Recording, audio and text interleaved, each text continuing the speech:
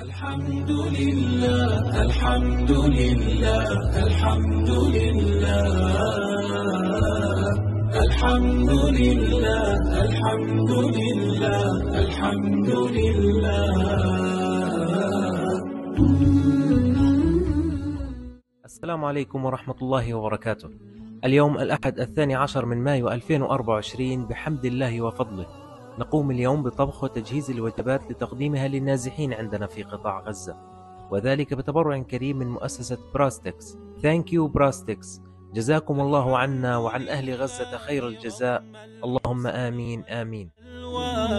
والحمد لله ما زال الهدى فينا، الحمد لله كم أنجى سفينتنا، والحمد لله ما خابت مساعينا.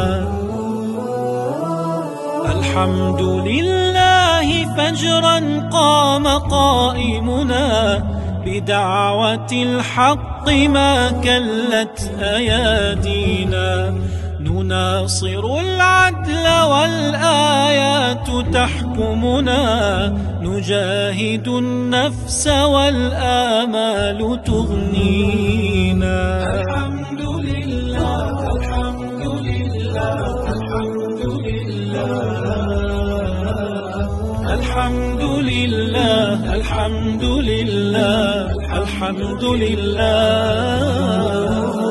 الحمد لله الحمد لله الحمد لله الحمد لله الحمد لله الحمد لله.